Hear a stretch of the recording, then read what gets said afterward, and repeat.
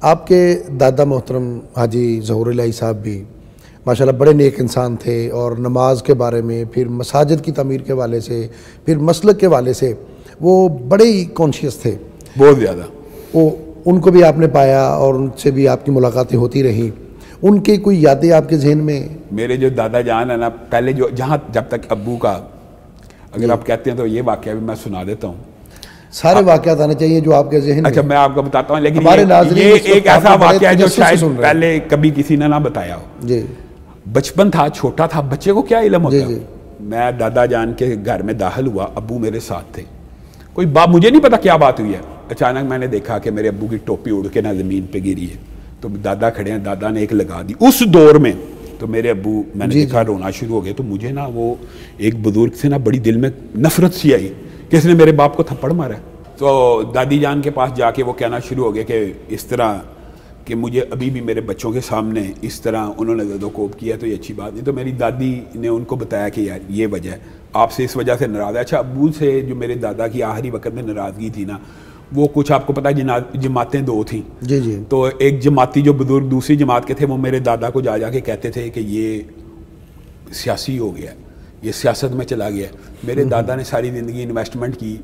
میرے باپ کو دین، عالم دین بنانے کے لیے، حالانکہ ہم تو یہ بات سمجھتے ہیں، لیکن دادا ایک سخت مزاج آدمی تھے کہ سیاست دین کا حصہ ہے۔ ہمارے نزدیک تو کوئی دنیا کا اسلامی اور الہامی افاقی مذہب ہو ہی نہیں سکتا جو سیاست اور ریاست کو ایڈریس نہ کرے، لیکن وہ میرے دادا کے پاس جا کے یہ سیاسی ہو گیا، دین کا کام چھڑ دیتا ہے، شکایتیں لگاتے تھے۔ اور اس دن قدرتی بات یہ ہے، اچھا حیران کن بات، بیگم نسیم ولی خان وغیرہ تھی، میرے والد صاحب ان کے ساتھ نہیں تھے بیٹھے ہوئے، لیکن آپ کو پتا ہے جب اخباروں میں تصویریں آتی ہیں کٹنگ کے ساتھ، ایسے ابو جان کے ساتھ نہ عورت کی تصویر کٹنگ میں آ گئی، صوفے پہ نہیں تھے کٹنگ، تو میرے دادا جان اس بات سے ناراض تھے۔ تو میری دادی نے یہ واقعہ، یعنی وہ بنیادی طور پہ جو ابو سے ناراض کبھی ہوئے بھی ہیں تو دین کی وجہ سے ہوئے ہیں، لیکن اس کے بعد یعنی ابتدائی طور پہ میں بچپن میں آپ کو بتاتا ہوں کہ دادا کی جو شخصیت تھی نا، ایک بڑی خوف زدہ کرنے والی اور قابل، ہم ڈر گئے کہ یہ میرے والد صاحب جلالی طبیعت کے تھے۔ دادا جان کا جو رویہ اپنے بچوں کے ساتھ تھا نا، اپنے پوتوں پوتیوں کے ساتھ، وہ بالکل نہیں آیا، یعنی بچپن میں جو ہم ان سے ڈرتے تھے، اس کے بعد انہوں نے ہم سے بے تحاشا محبت کی ہے، بے تحاشا پیار کیا۔ ابتسام بھائی کو کئی مرتبہ اپنے ساتھ گجرا والا لے جایا کرتے، میں ویسے ڈرا کرتا تھا کہ روب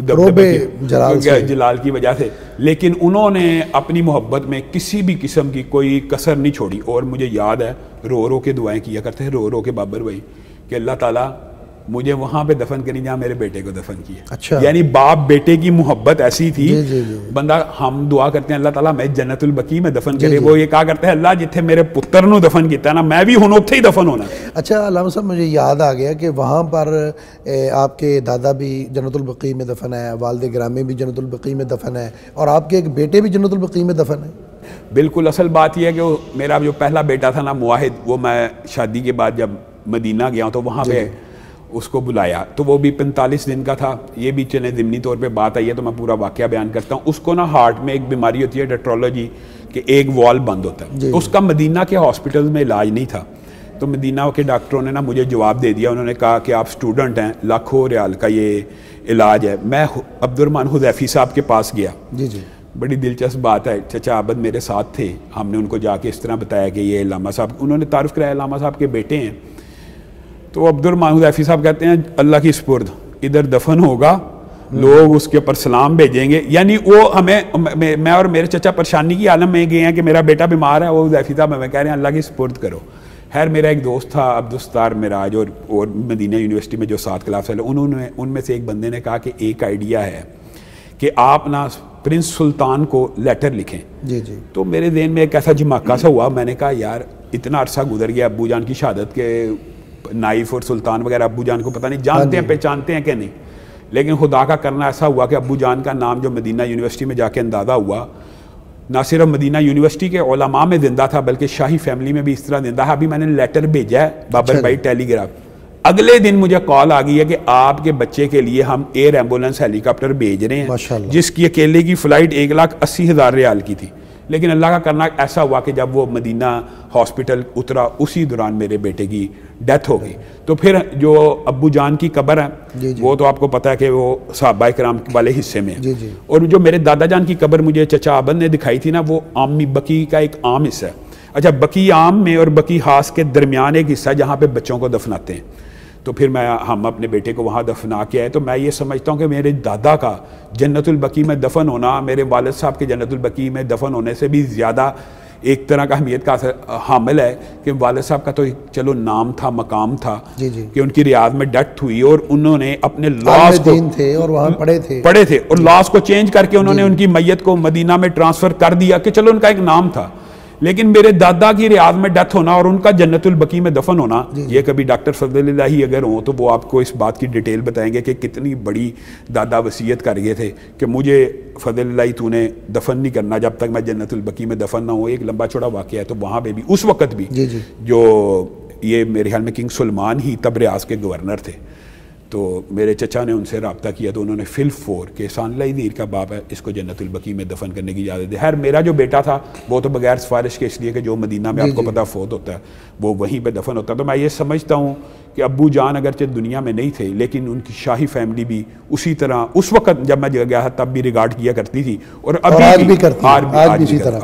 ہے. علامہ شہید رحمۃ اللہ علیہ کا نام بلاد العرب میں اور پوری دنیا کے اندر الحمدللہ گونجتا رہا ہے اور اب بھی گونج رہا ہے. آپ نے ان کے ساتھ کوئی بیرونی اسفار بھی کی ہے؟ جو ابو کی شہرہ آفاق تقریر ہے عراق کی، اس سفر میں معتصم بھائی اور میری چھوٹی بہن ابو جان ہمیں برطانیہ بھی لے کے گئے، عراق بھی لے کے گئے. وہ ایک سمجھ لیں کہ ہمارے بچوں کے لیے ایک تفریحی ٹور تھا. ہمیں نہیں تھا اندازہ کہ ہم کس ٹور پہ جا رہے ہیں. ہم اسی بات پہ خوش تھے